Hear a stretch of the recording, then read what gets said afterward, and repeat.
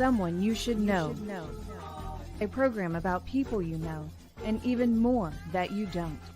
Hosted by Stuart Sax, veteran, husband, father, and grandfather. Now, here's your host, Stuart Sax. Well, I welcome you back for another episode of Someone You Should Know. As always, very, very thankful that you either take the time when we launch the show on a specific date, the Wednesdays at 10 a.m., or at your convenience, you just go in and you pull it up on one of a half a dozen different streaming platforms. We just enjoy very much that you like to spend a little time with us. Feel free at any time to reach out to share some comments with us, and I'll see if you have a suggestion for someone that you know that maybe we should know. We'll be happy to connect with you. And as always, Christine Dean, the networking diva, is our producer. She is also the sponsor of this program. And we are very, very thankful that she is, because this show could not come to you without the assistance of Christine Dean. And what she does for this show every week, she can do for you and for your website and your social media presence. She could take care of anything as far as working with your websites, creating a new website, tweaking what you have, connecting you with people that would be beneficial to your businesses. And you just need to reach out. You can get a free consultation with Christine. Reach out. Christine Dean. She is thenetworkingdiva.com. Don't forget the .com part. Thank you very much, Christine, for all that you do. Well, I want to welcome a very, very special guest for this show today, because we're going to be discussing some areas that you are probably not familiar with, but may have questions about. And I welcome to the program Amanda Udis-Kessler to help clear the air for us. Welcome, Amanda. Glad to have you with us. Lovely to be here today. You are in Colorado Springs, one of the prettiest parts of the country, and all. I have been there a few times, and being that we are located in northern Texas, where everything is like flat as a pancake and twice as hot, you are surrounded by mountain ranges and beautiful skies and scenery, and it must be just wonderful to get up every day and see that. It is lovely. I wish we were also not surrounded by fires right now. Oh, really? Oh, well, that's something that Mother Nature, has thrown upon us that we have to deal with, and we deal with it as best we can. Yeah. You are a very, very interesting and a very talented lady in a lot of ways, because you are part of you call yourself a transitional pastor. So I want to start right there, because I want you to define for the people that are watching and listening, what is a transitional pastor and what drew you into that path? Absolutely. So the phrase transitional pastor is one that my particular congregation and I agreed on to describe the kind of work I would be doing when I moved from being a member of the congregation and also the congregational musician, which I was through last November, to also being its pastor. And the reason there is this extra word transitional in the mix is that there are, in at least the United Church of Christ denominational tradition that I'm part of, at a minimum, two types of pastors. Someone who comes in and becomes the pastor for possibly many years, could be a very long period of time, is often called a settled pastor. And that phrase won't be used very often. They will just be referred to as the pastor. But they are the person that the congregation has settled on to be their spiritual leader for, the foreseeable future, a few years, sometimes many years. The role I'm playing is most often called interim pastor. And again, the fact that my congregation called it transitional may be a little quirky, but an interim pastor is someone who comes in between settled pastors and helps the congregation ask questions about who it is, what its mission and vision are, what it wants to be, how it wants to move into its future. So a settled pastor, especially one who's there for any length of time, has developed a number of processes and practices in the church. They have some particular spiritual priorities. And so the church looks a certain way under a settled pastor. And again, that can be for a few years or quite a lot of years. The time in between settled pastors is when the congregation kind of steps back and says, well, we are in a transition. So now is a good time to ask ourselves questions about who we are and who we want to be. And so I was hired following the tenure of two settled pastors, one right after another. The first one left. The second one had been part-time and became full-time. When the second one left, I stepped in full-time, but with this expectation that my role would involve helping the congregation have some conversations about, again, who are we? Who do we want to be? My congregation turns 50 this coming Christmas Eve. And this very good. Is going to be a time for us to be thinking about our past and telling stories and asking some questions about our present and future. So being a transitional pastor doesn't necessarily preclude me from later becoming their settled or regular pastor, but it means that at least part of my work right now, in addition to preaching and running worship every week, in addition to making pastoral care visits to homes and hospitals and so on, and in addition to sort of being part of the church administration, is also generating some conversations about where we go next. And that's just one facet of who Amanda is, because you also have a background in music and have carried that forward to the point of being a composer of sacred music. And I assume you were a musician at one time, or continue to be a musician also?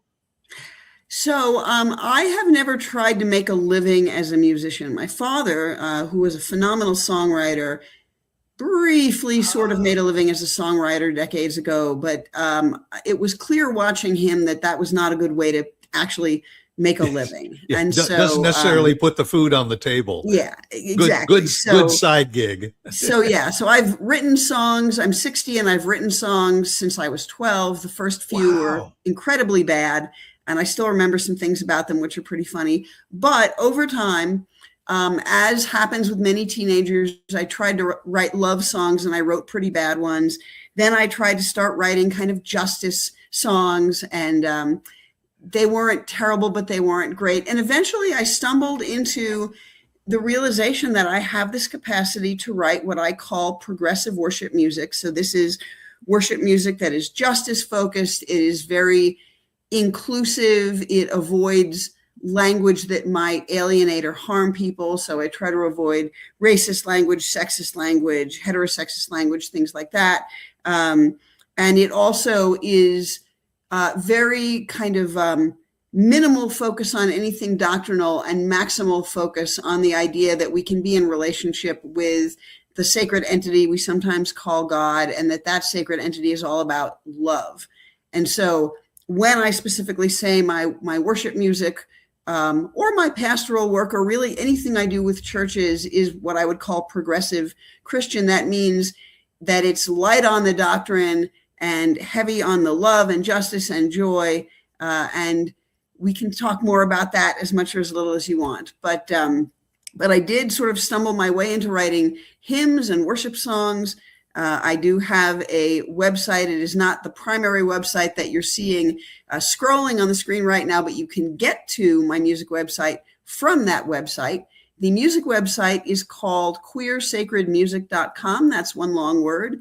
And I hasten to say that most of the music on it has nothing to do with sexuality per se.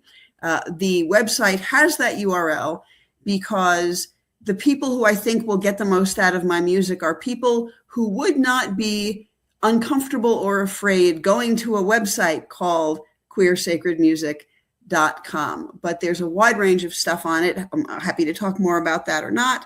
Sure.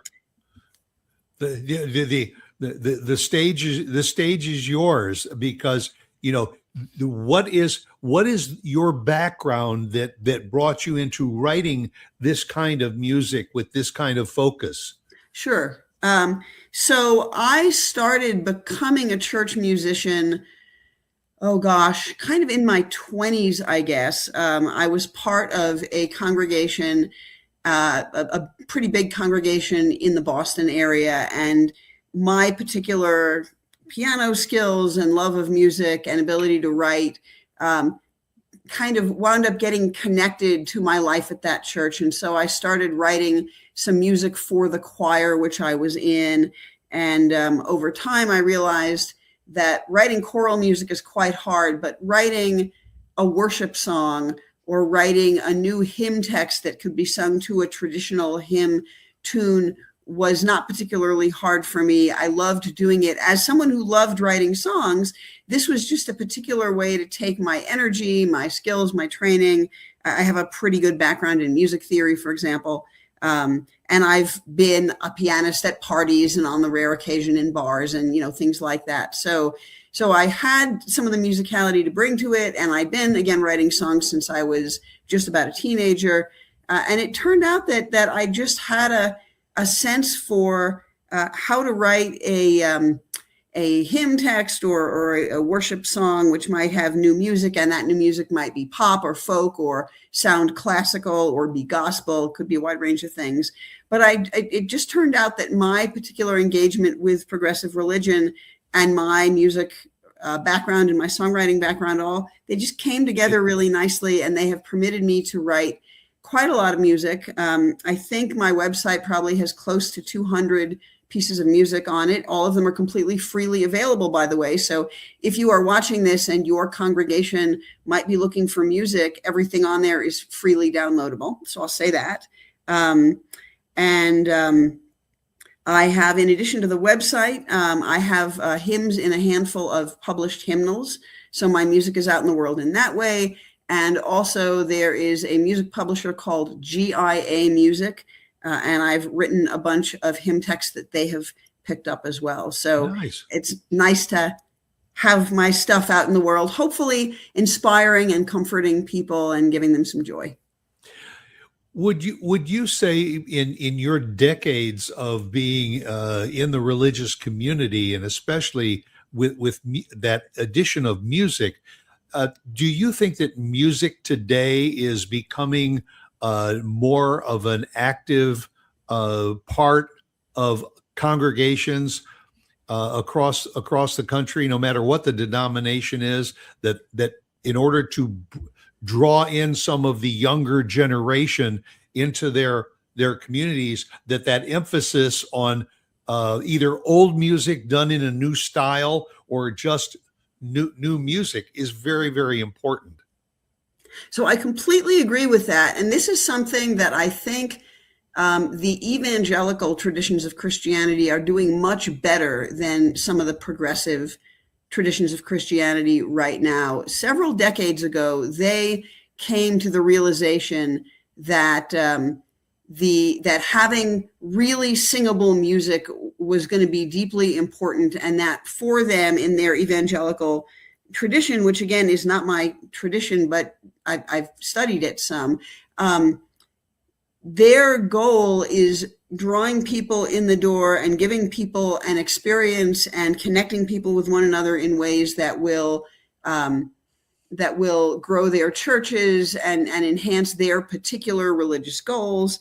And my experience with mainline and progressive Christianity has been not so much that those are not goals per se, but the mainline and progressive traditions have a pretty substantial membership of kind of lifelong members who tend to be on the older side. You may or may not have heard the phrase, the graying of the mainline churches. And that, of course, refers to hair color. And so, and I say this not just as a pastor, but as a church musician, there is a lot of pressure on churches like mine to make sure that we are singing some of the old beloved hymns, and that even if we change the lyrics and create new lyrics, that we are singing at least some tunes that the long timers will know. And it's not at all that that is a bad thing, but it does raise some questions about how to draw new people in who have not grown up with those tunes. So I'll give you an example. One of the tunes that I write new lyrics to quite frequently is called, in the hymnody world, the hymn to joy. You might know it as the ode to joy or joyful, Right. joyful. Okay. We all know it from Beethoven's Ninth Symphony. And so it's a very easy tune to write a new text to. I have probably 5 or 6 texts to it, a couple of which, again, have been published. And that's great if you are a lifelong churchgoer. You know that. I was going to say with your eyes closed, but that's kind of a funny way to put it when we're talking about music.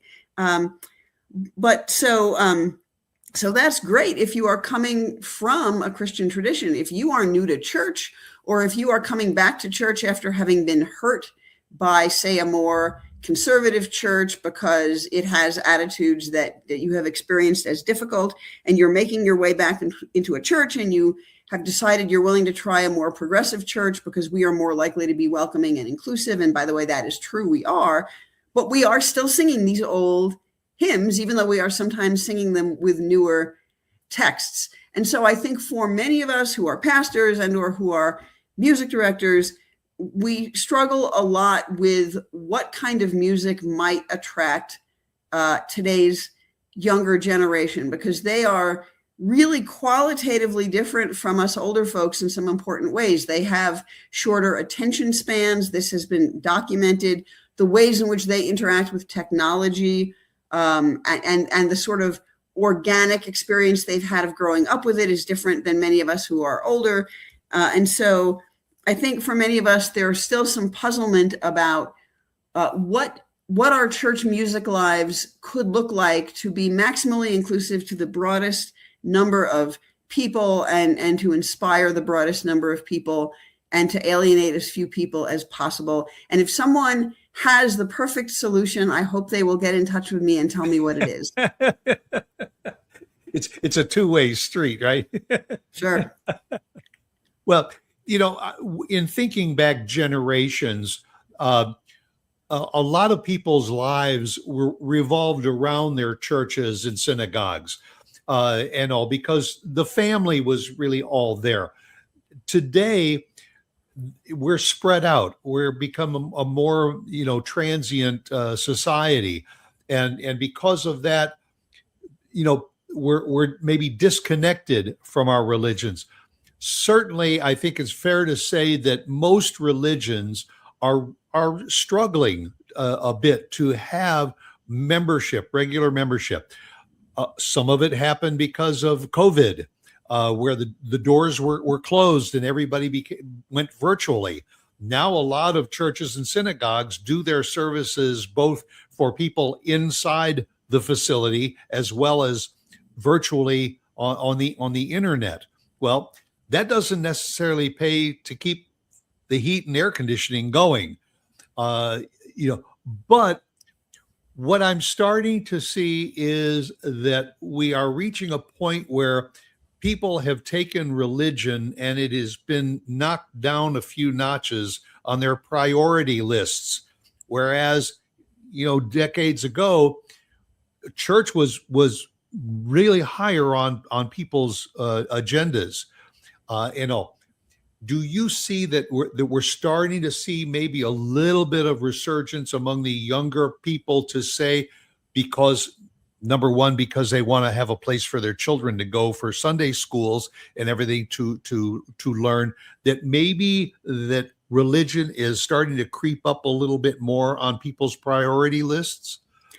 So that's a really complicated question, and I'm not going to answer it. That's why I asked you. I'm not going to answer it as either a pastor or a church musician. I'm going to answer it as a sociologist, because I also have a doctorate in sociology, and one of my areas of expertise is in the sociology of religion, and that was true decades before it ever occurred to me that I could ever be a pastor. So there are a couple of important pieces to what you're discussing. One of them is that in, say, the 1940s and 1950s, which is the era that many people of a certain age look back to fondly and nostalgically as being when religion and culture were interwoven in a way that gave religion a kind of pride of place for many people. And this included Catholics, Protestants, both white and African American, Jews. Yes. We have a pretty small Muslim population in this country overall, but I think it's safe to say it was true for them as well. There was this period when church was indeed such a basic part of culture, such a basic part of community, such a basic part of the family, that it was just the thing you did. You didn't ask a lot of questions about it. And a few things have happened to really change that. One of them is that we are living in a time in which there is much, much more distrust of all institutions, but including the church, than there was in, say, the 50s. Now, some of that distrust comes to us via the social change movements of the 1960s and 70s. And I think some of that distrust is earned. There really are some ways in which religion may have blessed a status quo that was not always good for everyone. And so there is nothing bad about religion recognizing this and, say, trying to become more inclusive. It was awfully, awfully, awfully hard for women to be pastors during the golden age of the church in the 1950s, for an example. And it would have been completely unheard of for a non-heterosexual person such as myself to be a pastor in that time. I mean, I'm sure some were, but I'm sure they also were not open about who they were, and they may have been kind of living lies. And so there is a way in which recognizing some of the limits of the institution has helped shift some things about the institution, and some of those shifts are probably good things. But there is one change in our society that has harmed most forms of religion, and this is a very kind of sociological observation, which is that religion as an institution involves a certain set of priorities, a certain way of being in the world, a certain set of activities, going to worship or, going to Bible study or things like that. And as such, religion as an institution has its own particular institutional logic. Well, other major U.S. institutions like the government, the economy, the family, education, also all have their own, you might say, logics. So what it is like to be in a family context, or to be interacting with the government, or to be interacting with the economy, is different from what it is like to be interacting with religion. Why does that matter? Because part of the economic logic of the society we live in is that people's main identity kind of under capitalism is as consumers. We are taught to be consumers. We have millions of ads thrust at us through all of our different ways of interacting with the media. Right. We are taught that we need to buy things in order to be content or happy or have our lives get better. And so what has happened over the past 50 years or so is that a kind of consumer mentality that works fine if we're just talking about capitalism has started creeping into some of the other institutions with which we interact. Anytime a government decides that a government agency is not making enough of a profit, that there is a capitalist mentality to that. Government agencies don't exist to make profits, they exist to serve people. So every time anyone complains that the post office isn't making enough of a profit, they are applying a kind of capitalist or consumer mentality to a government agency where it doesn't really fit. In the same way, there is increasingly a consumer mentality in education, especially higher education. Before I became a pastor, I was a teaching sociologist for a little while, and then spent a couple of decades as a higher education administrator at a college. And so I've gotten to see this up close. Students increasingly feel as though they are buying their educations. They are entitled to certain things because of how much money their families are throwing at the school. And that's a really different mindset than the mindset of being a student and seeking to learn. Well, why am I saying all this? Because the same consumer mentality has entered the world of religion. We now have people who are kind of religion shoppers. They try out a whole bunch of different congregations, trying to find one that feels right. And this is dramatically different from, say, the 1950s, when you went to the church that your family always went to. Right. And it may not be entirely a bad change. I mean, there is something to be said for seeking a religious path that has integrity and works for you as an individual. I'm all for that.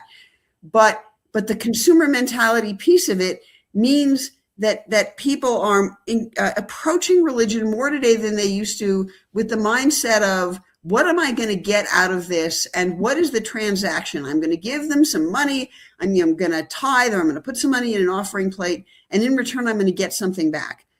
And in my way of thinking, that is a really unfortunate way to approach religion of pretty much any sort, because what religion at its best does is it gives us a meaning system. It gives us a place of belonging.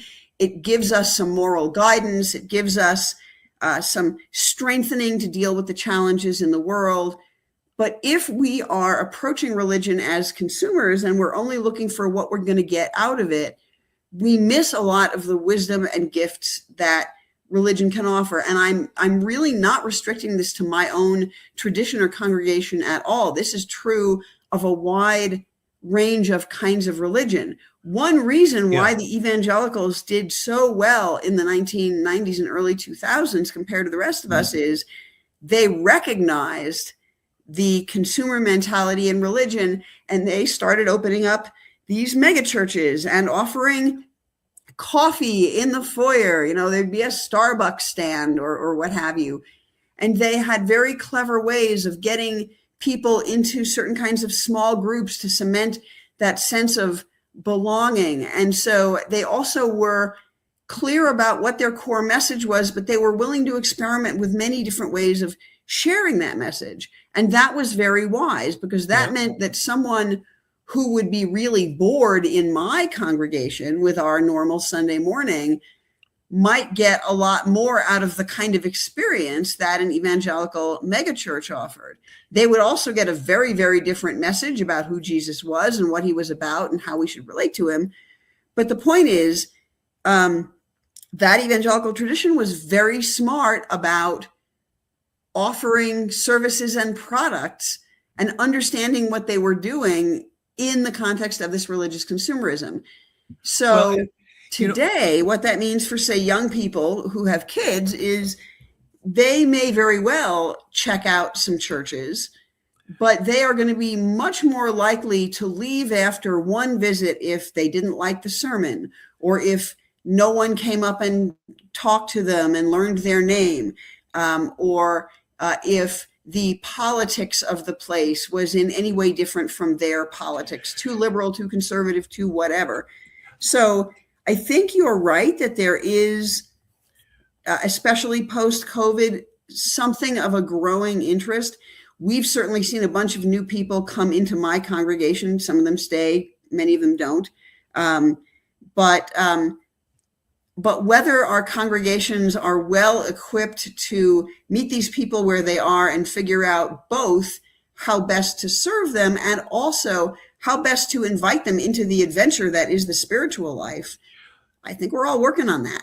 Yeah, well, and I think it's adaptability on both sides too.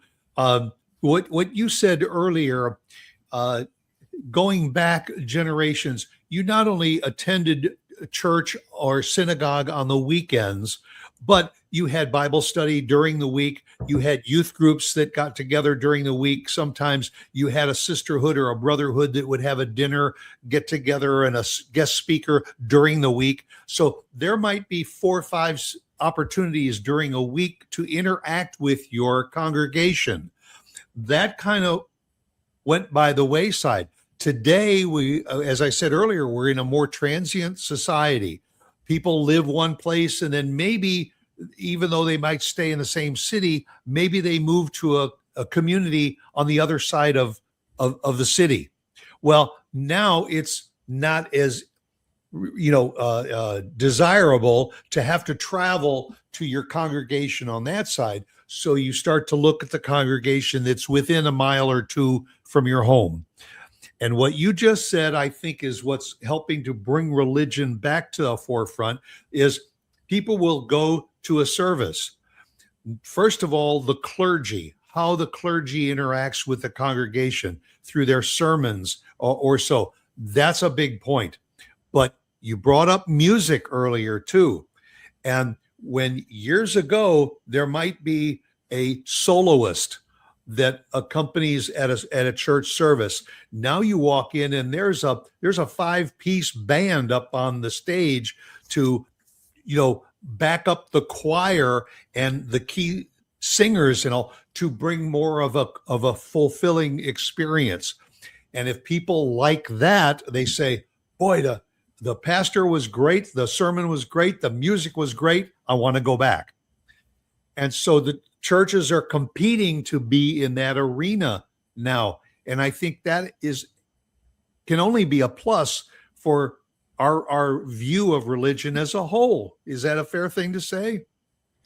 I think that there is a bit of a double-edged sword with the kind of worship you're describing. It really can be compelling for some people and extremely useful.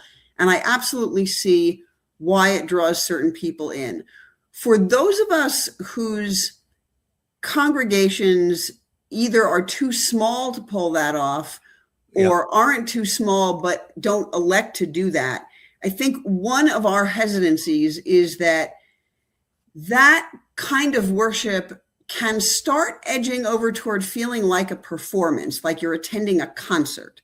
And again, there are people for whom that is really compelling, but for some of us who have wound up in smaller churches, who have wound up with a different way of looking at this, I think I would say of myself and many of the people I know, we don't want someone to feel like they're attending a rock concert or listening to a motivational speaker. We want to feel like we are a gathered community together, engaging collectively in the adventure of trying to, in my particular case, understand the life and teachings and actions of this person, and try to follow him and try to live as he did. The word Christian, I don't think many people know this. The word Christian means little Christ. And way back in the time of the earliest followers of Jesus after his death, the word Christian was an insult. It wasn't actually yet a descriptive word that had been claimed by the communities. It actually, it could have a little bit of mocking to it, but for me, reclaiming that word and saying, yeah, we want to live like this guy lived. We want to try to understand who he was and what he said and what he did and what gave him this incredibly deep spiritual experience. And how do we have that deep spiritual experience so that we can be empowered to be joyful and to work for justice and to make the world better and all these things. And so as I say that feels pretty different from some of what happens at some of the larger churches where you get phenomenal music in kind of a concert format. And you may have an absolutely magnificent sermon that is very motivational and very encouraging. But simply because of the kind of size of the venue or the way it's done, maybe some people feel really connected to it, but maybe for some people it is like going to a concert and then you go home and you've been and you've gone home. For me, it's really important to make sure that I'm asking people to keep thinking through the week. And in fact, every sermon I give, I end with questions for the week. So I always say, please think about these questions during the week. And then on Monday nights, I send out my pastoral message to our email list. And my pastoral message includes those questions again so that people can be reminded of them and can maybe think about the topics as they go through the week. So I guess I'm not so much saying that what you're describing is a bad thing or is a wrong way to approach religion. For me, the real question about that approach is that inspiring people to leave worship and take the wisdom or gifts of the religious experience and have them infuse their whole lives from Monday to Saturday and not just at the thing itself? Well, I think what you're saying is that religion should be a daily thought rather than just a weekly thought. Sure. And all that's very important. Now, I know that you're an activist. You have done some work in anti-racism and all. In fact, I think you actually do anti-racism training, if I'm not mistaken. How how much a part of our society today is our awareness of what racism and sexism plays in our lives? So right now, our country is really, I guess I was going to say bifurcated, but really there's more like three different groups. There is a subset of our society that, for whatever reason, their upbringing, their prior commitments, what their families are like, how they spend their time, they are aware that different forms of inequality remain serious concerns, and that plenty of things are going on in today's society that involve treating certain people better than other people. So there's definitely kind of a good subset of the society that is aware that these are issues, and that tries to, work against them, tries to not say hurtful things, tries to work for justice, what have you. There's then a pretty substantial subset of the population, I think, that is just not engaged with those questions, that really has not, studied in school the kinds of topics like sociology or political science or feminism or race and ethnic studies, where these things are talked about. And so for those people, especially when they are white, if we're talking about racism, if you live in a white enough part of the country, you might not really be aware of how much racism there is out there, because it may not feel like it's impacting your life at all. And I say that descriptively. I'm not judging people, but it is possible, depending again on kind of where and how you live, to not think about this much. Then there's a subset of the country, mostly connected with people who support the current government, who are actively working to deny that inequality is still an issue, and whose actions and priorities are much more about supporting themselves and their own subgroup, even sometimes at the expense of other people. So we see, for example, a form of Christian nationalism coming from some parts of the conservative sector in the country that isn't just a way of thinking about Christianity, and it isn't just a way of thinking about the government. It is literally white Christian nationalism, in that it is about trying to lift up white people and make sure that white people have certain advantages. And this is uncomfortable stuff to talk about, but it is part of the reality of our day. And so our country is in a kind of clash right now about whether we should think about any form of systemic inequality around race or gender or sexuality or anything else. And if we should, how should we think about it?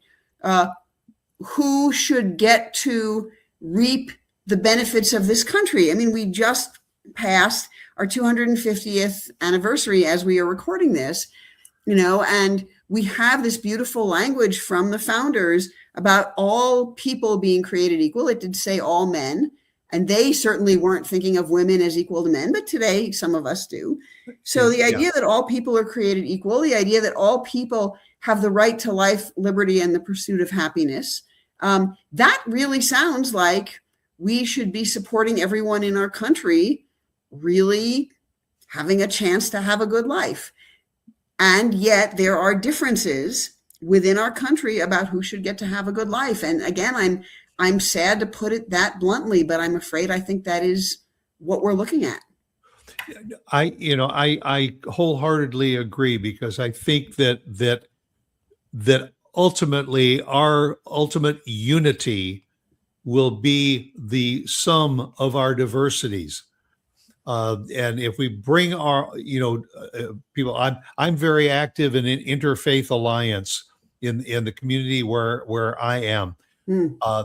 And what we try to tell each other is that unless you sit down and have a cup of coffee or break bread with someone of another religion, don't discredit that religion if you don't know anything about it or how it is interacted, because words can be bitter. We all know that, and it hurts. But the fact checking seems to be gone. We don't reach out to see people and religions for what they are and how they can interact with each other. Again, the website is AmandaUdis-Kessler.com. I encourage the people that are watching and listening to visit the website to learn a little bit more about what Amanda is doing, as well as on that page, you can go down and kind of interact with what she's doing with her music. I think that's extremely important.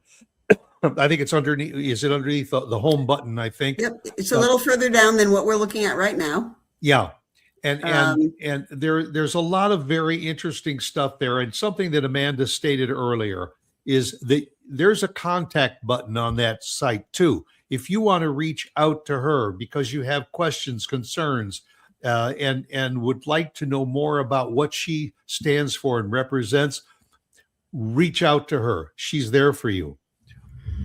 Absolutely. And I really love the way you sort of put it, that our unity, it's not really going to be unity until and unless it is in some sense the sum of our diversities. I think that's a wonderful way to put it. And even though I'm not all that much of a mathematician, I'm wondering if, in addition to the sum, maybe it's even the multiplication of them in some way, because if we have the sort of resilience and grit to bump up against each other and our differences and learn from one another, and if we have enough kind of a sense of safety and trust and love in our own hearts, and if we're not too deep in fear, then we really can learn from one another. We may not always end up agreeing about everything, but we certainly can understand where other people are coming from. And to me, the most important thing about the kind of interfaith work that you do, and thank you for doing it, but the most important thing about that isn't that anyone converts anyone else. It's that once you have seen someone as a human being, it's very hard to completely reduce them just to a stereotype ever again. You know, I have done, one of the things I've done in my life, partly kind of based on my sexuality, is when I came to Colorado Springs, I was part of a group of people that sat down and broke bread with evangelicals who were really surprised to see that we who are not heterosexual were much more like them than they thought. I mean, we were kind of nice people. We all had church lives. You know, yes, we had in many cases same-sex partners or whatever, but they had been so taught to focus on us as this thing, as this particular difference, as this point of kind of fear or concern. And in fact, so many of us, I think, could get on so much better with other people when we're willing to meet people who are different from us, and even people we think of as enemies. One of the books I'm working on writing right now is literally called How to Love Our Enemies. And one thing I noticed, this may be specific to Colorado Springs, but I doubt it. At one point, my then spouse and I had a dog that needed some assertiveness training. And so we took the dog to a nose class, it's what it's called, where the dogs practice smelling out treats and that kind of thing. And these classes have a whole bunch of different people in them. And it was an incredibly diverse room of people with really different perspectives, but we all loved our dogs and we all wanted our dogs to succeed at this. And we actually rooted for each other's dogs too, because it wasn't a competition or anything. You know, and there's a part of me that just wants to encourage people who don't know how to talk to people who are different from them to figure out what you already have in common, even if it has nothing to do with your difference, and connect over the commonality, connect over your pet, connect over your sporting team, you know? And that's the point that I'm making. is that you find out when you interact with other people, you find out that you probably have a lot more in common than you ever thought you did. Well, Amanda, I can't thank you enough for taking the time to share a conversation with me. I end my shows, and I think you'll appreciate this. I end every show that I do with Oscar Wilde. Be yourself because everyone else is taken. And it's an extremely important point of view. And again, folks, I thank you for spending time with us and watching this episode of Someone You Should Know. And especially a big, big thank you again to you, Amanda, for taking the time to be with us. So much my pleasure.